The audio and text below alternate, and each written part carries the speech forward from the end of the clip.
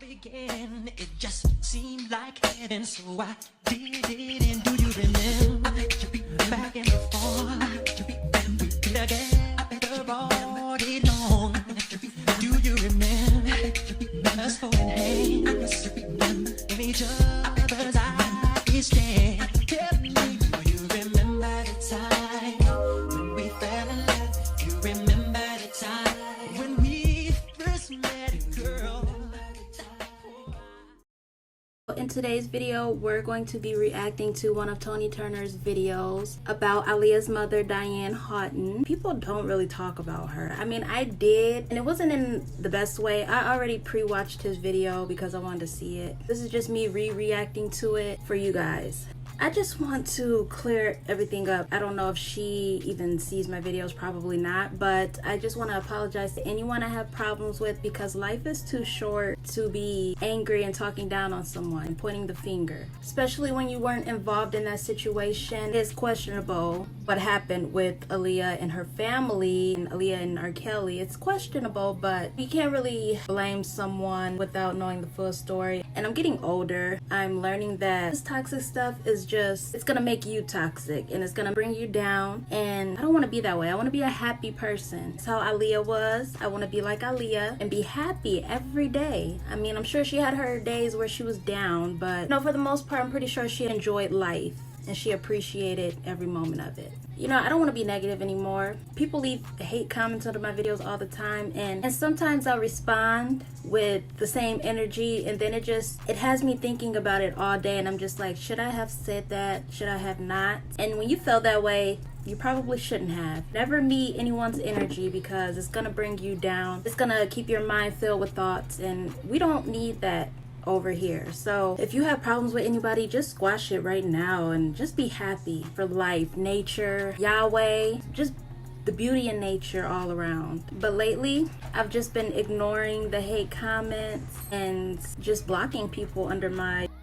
And just because I don't post doesn't mean I don't get on and check the comment section. And I get on and I see all you guys' comments. Some of them get blocked before I can even see them, because I have my YouTube set up that way. Because it was really bad when I first started posting, and all the hate comments I just couldn't deal, so I had to figure out something. So I made it to where whoever says something negative, they will block it and I will never see it. So if you think I see it, I don't. It really doesn't affect me though, because I'm at peace. Well, I'm not at peace, but I'm trying to get at peace. We're still at like 10%, but we're getting there. But how are you guys? How are you? It's been a while. Me, I've been stressing. Life is hard and complicated, so I've been all right. I can't say that I've been great. But anyways, without further more to say, like, comment, and subscribe. Turn on your bell post notifications so that you'll be notified every time I drop a video. Let's get into today's video. I'm trying to be consistent, but we'll see how long that lasts.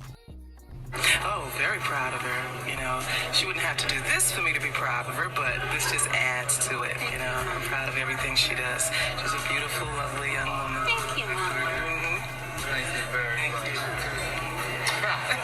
What's up, guys? Welcome back to my channel. This video is going to go deep into some truths about Aaliyah's mother, Diane Houghton. Done tastefully, of course, not meant to bash her in any way. So many have trashed her name without even knowing her backstory. But did y'all know there were still recent chapters of the surviving RK series? They're on Netflix right now. I'm calling him RK since YouTube is sensitive with this topic. One recent episode I watched was dedicated to Aaliyah, named Jane Doe #1, as she was referred to in his trial. She was named over 300 times as to prosecutors and survivors, telling her story and bringing her justice with the scandal of that first album.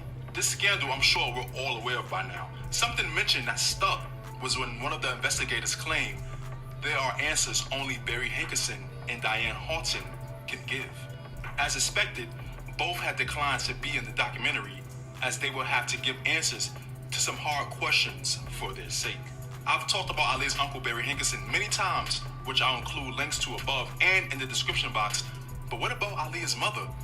Diane Hankerson was born in New York on January 11th, 1951, a few days before Aaliyah's birthday. Her only brother being Barry Hankerson, who would eventually become the entertainment manager and record label owner to create Blackground Records for Aaliyah's music career to prosper. Diane would go on to marry Michael Horton and have 2 children, Rashad, born in 1977, Aaliyah, born 2 years later in 1979. Diane did at first have aspirations of being a professional singer in the music industry, but put those dreams on hold to become a stay-at-home mother and raise her 2 children, while Michael continued to work in the warehouse industry in Detroit. As Aaliyah grew older, she showed a huge interest in singing, even starring in school musicals. Diane would help Aaliyah develop her natural talents by introducing her to music by Johnny Mathis, Stevie Wonder, and Barbra Streisand, enrolling her to take vocal lessons. This led up to Aaliyah being on Star Search at age 10, where she came in 2nd place. Then doing some shows with Gladys Knight, her aunt, who was married to Barry Hankerson at one time. At age 12, Aaliyah's uncle began shopping her around to big record labels who had all declined to sign her as an artist, with no that she wasn't ready at the time. As mentioned earlier, this led Barry to create his own label, Black On Records, with Aaliyah being his first major artist. He simultaneously managed rising R&B star RK at the same time, which is when he first introduced them. Again, Aaliyah was only 12. As time passed, Aaliyah's talents further got developed at the Detroit School for the Fine and Performing Arts, where she took more vocal lessons and majored in dance, performing at many of the school's talent shows. From the mind of Barry Hankerson came the idea for RK to write and produce Aaliyah's debut album, AJ Nothing But a Number, which became a platinum success, launching Aaliyah into superstardom. Diane had no choice but to support Aaliyah's fast-growing career. I mean, this is what they always wanted. As detailed in the documentary, Aaliyah's family was described like the Huxtables, very loving and supportive of Aaliyah. Aaliyah's mother even becoming her manager and going with Aaliyah on various tours to promote her album. She instilled in Aaliyah that her education was still important regardless of her professional success. Education is important too. She's an A student, by the way. We're very proud of that. But we think she's just a beautiful young lady who's intelligent, talented, so go all the way. Aaliyah made everyone proud, graduating from high school with a perfect 4.0 GPA and 2 multi-platinum albums under her belt. So Aaliyah's mother was there with her, as was her father and her brother Rashad. So what happened? Through court documents and interviews from RK's camp, there was talks of how Aaliyah's parents were groomed into believing she was fully protected under his care when they weren't able to make all of her tour dates and appearances. Personally, not to sound like I'm still bashing, but I feel like personally they were okay with her going with R. Kelly because he was already making money, he was already a successful artist, and I think that was the reason for them letting her go. I don't think it was about trust, it was about money. That's just me, no disrespect, it's just an opinion and how I feel about the situation. Diane had grew a liking for him, honestly, and after all, Aaliyah was also under the guidance of Diane's brother, Barry Hankerson. Of course, he wouldn't let anything happen to her successful niece. So they thought. The truth is that Diane was not always with Aaliyah in the early stages of her first album promotions. RK was able to take full advantage in the moments they were essentially alone. After the marriage was broadcasted in Vibe magazine, Aaliyah's parents quickly had the marriage annulled, and an NDA was signed preventing Aaliyah or her parents from ever talking about it again. In exchange, Aaliyah's parents got revenue from RK's first 3 albums, which some have estimated to be about. Okay, and what I want to say about this is that you can see guilt within all of this, her daughter getting married. They didn't, come to the public or try to get him in trouble. They just covered it up and pushed it under the rug. $3 million. In the first chapters of the documentary, many backup dancers and singers would come out saying they saw this and saw that happen on the tour buses between RK and Aaliyah. Through Aaliyah's legacy social media accounts, those accusations, or whatever you want to call them, were deep. And still to this day, respectfully, I guess, I still believe it. I believe every word those girls were saying that they saw Aaliyah and R. Kelly doing. I believe that what they said Diane and R. Kelly were doing is true. That's just me personally. Who would make that up? Or who would want to get sued making up a lie on someone? And it's like they got paid off to be quiet and you don't hear anything else about them. It even had came out that Lisa Van Allen was allegedly lying about everything she was saying, and I just think that she got paid off and she got paid to say that. In this world, I'm pretty sure people would do anything for money. Diane would quickly refute these claims, calling them all liars, saying some of them didn't even know Aaliyah. In the recent chapters of the documentary, pictures of Aaliyah were shown laughing and posing with these same women when they were all teenagers, proving they did in fact know her.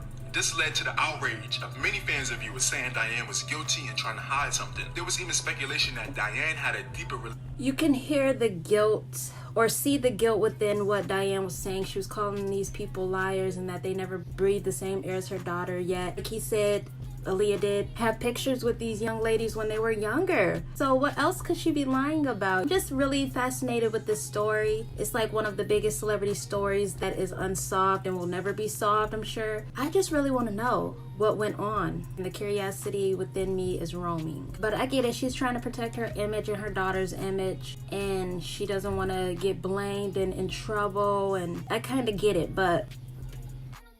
relationship with RK, as one of his ex-girlfriends claimed in an interview. But no concrete evidence has ever been revealed to seal this as a fact. I did a video about this a few years ago as well. There has always been a mystery surrounding Diane and just how much she knew about the scandal of Aaliyah's first album before the public was made aware. Just how much was she actually involved in Aaliyah's day-to-day dealings with RK before being forced into secrecy and silence with the NDA? We will never know unless she decides to come forward and tell her side of the story. But it's looking like that may never happen. Sad but true to say, in Aaliyah's story, there's a lot of woulda, shoulda, couldas, especially after Aaliyah's tragic and unexpected.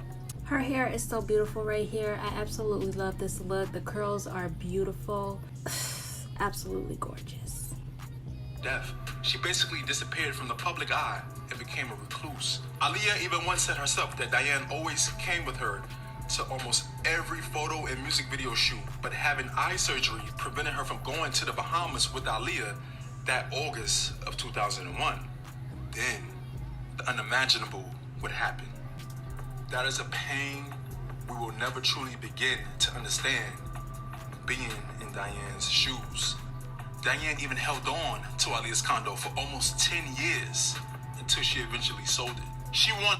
Hopefully one day I get rich on YouTube, well, off of YouTube, and I could just be one of those fans that goes off and buys her apartment or her house. That'll be so dope, and just open it to the community and, you know, make it like an Airbnb or something where fans can come and visit and stay at her childhood home in her apartment. That would be so dope.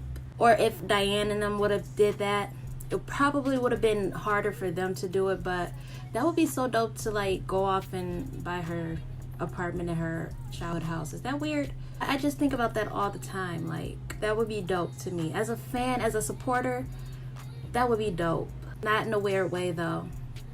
To hold on to anything that reminded her of Aaliyah. And it's been said she always had a hard time listening to her music afterwards. Around 2012, Diane and Michael were living in upstate New York when Michael suddenly became really sick and unfortunately passed away, leaving Diane to be a widow with more grief to overcome. There's so much more to the story, but the truth lies within Diane to tell. She even cut off all communication with Barry Hankinson after Aaliyah's tragic accident. When I heard about this, I was like, oh yeah, maybe she knows that the brother has something to do with Aaliyah's, and that's why she wants nothing to do with them. Then it came out that he received $90 million off of her, and it's just, her family is questionable. I think that people, they are scared to get justice for Aaliyah, like the people who knew her and that were around her, but I think that they do, or they did, want truth out to what happened to her. They want people to know that it wasn't an accident, that she was set up. And I think that's why all that stuff was coming out. They wanted us to know what really happened, because it's just not right. And I'm pretty sure those people feel guilty about keeping this story hidden so long. I'm forever thankful for them to even have dropped that information on what happened, because I knew it wasn't an accident, especially when I started looking into it.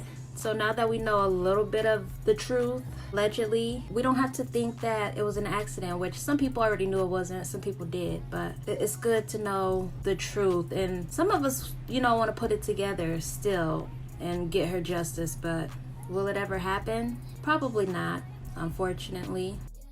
With the wrongful death lawsuit she filed and promotion for the re-release of Aaliyah's music on streaming services 20 years later, Berry has threw Diane under the bus a numerous amount of times, even hinting at a special connection she had to RK, which he says only she could really answer questions about. As of now, Diane has given no such answers, and she has the right not to. However, she did show disapproval for Aaliyah's new music release. This left many fans, including myself, feeling conflicted about what to think, how to feel, and what to actually support. It's still an ongoing battle between Diane and Berry, with many missing puzzle pieces. Only they can connect. In the end, I think about it like this. Without Diane haunting, there would literally be no Aaliyah. Not only that, I'm starting to see why Diane was pricing the inventory that they were giving away for Aaliyah so high. It was because Barry Hankerson received basically everything from Aaliyah, and the family got nothing, so they were left flat and probably almost broke. For them to have even started this career path for Aaliyah, they should have gotten everything, and they didn't. When she comes out with things, you can see and understand why she prices things so high, because they need the money. They want the money because it's their hard work that they created. But I never stopped feeling for Diane, because no one should have to bury their child, even lose a child. No one should ever have to go through that. I can't even imagine. the way she did. We knew Aaliyah to be as humble, down to earth, and sweet as she showed us to be. So many people in the music industry who even reach a pinch of Aaliyah's success lose their way and change for the worse. But as Aaliyah's brother once said, no matter how big she got, she was never going to leave us behind. Regardless of what happened with the scandal around her first album, they all had a strong family unit, and Aaliyah loved her mother very much. It's best that some of us practice grace while examining this dynamic, because let's face it, we all have our own issues within our own families. It's just that I'm not gonna say all, but I'm sure some of us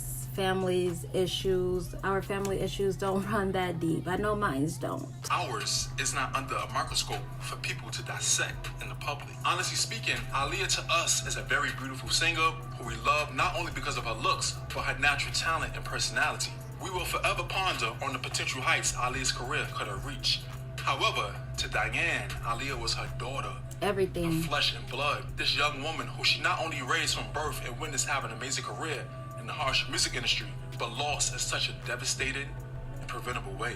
Yes, there are many unanswered questions and what she approved and what she allowed, but I don't think that takes away from the genuine love they have for each other. As the saying goes, no parent should have to bury their child. It's almost unspeakable to imagine what Aaliyah's mother really went through when she found out what happened, the way it happened. Many parents make sacrifices putting their children in the entertainment industry so young. Unfortunately for Diane, those sacrifices didn't always turn out with the best results. Although Aaliyah is physically gone, we will forever have her classic music and interviews to remind us of the gracious and talented woman Diane Horton raised her to be. As of this video, Diane is currently 72 years old, and she may be currently living in California. I just hope that she's living the best way she knows how, and that Aaliyah and Michael are watching over her. Please don't forget to comment, like, subscribe. That was a good video, although I knew half of that stuff. The only things that I really didn't know about Diane was her age. As of today, she is 72, like he said, and she is maybe located in California. I always wonder where they located after Aaliyah passed away. Even now, I always wanted to know. I seen on Rashad's Instagram page that he was in Japan visiting, I believe. You'd never see or hear about where they live. People never see them out unless they do, and they just don't take pictures and they're respectful. But I get curious about this family, especially after Aaliyah. I also wanted to talk about that Diane got after Aaliyah got a divorce, because I always heard stories about how she received his royalties, or she had control of his albums. There was so many stories that people kept saying, and I'm just like, what happened? Like, what made them settle after this marriage? From what he said that Diane got revenue from Robert's first, second, and third album, so that's why they left it alone. They also signed NDAs. I did hear about that, which is very understandable. They received $3 million off of his first, second, and third album. That is a lot of money. I guess that is enough to make you leave the situation alone. Also, they were in New York when Michael passed. I was wondering all this, like, when did all of these events take place? Like, where? And still to this day, I wonder if she really lives in California, and if so, where? It'll be decent to see them. It would be good to see Diane. But before I end this video, I'm pretty sure Rashad and Diane will never see my videos. Who knows? Never say never. But I just want to apologize for the blaming and the harsh videos that were made towards Diane and the family. Never know what people are going through and what the situation was and why it happened the way it happened. You never know. And it's really nobody's business, although it does interest some people like me. It's really their business. It's something that they have to live with and deal with for the rest of their life. So anyways, that'll be it for today's video. That was a really good video. I haven't been seeing his videos at all. I don't know if they don't recommend them to me, but that was pretty good. And it's another video I want to react to. I don't know what it is, but I'll just be dropping it when I drop it. But if you made it this far, comment I love Aaliyah forever, because I will always love Aaliyah no matter what. I was just watching her interview when she was in the blue tracksuit, the light blue with the white bandana, and she was in Paris. Absolutely gorgeous. Like, Aaliyah is a dream. Beautiful. I couldn't even imagine meeting her. It seems so surreal. It doesn't seem like she was a real person. But anyways, that'll be it for today's video. I hope you guys enjoy. Like, comment, and subscribe, and I will see you guys in my next video. Stay crazy. Do you remember that one night when we fell in love? What we had, it felt so right, 'cause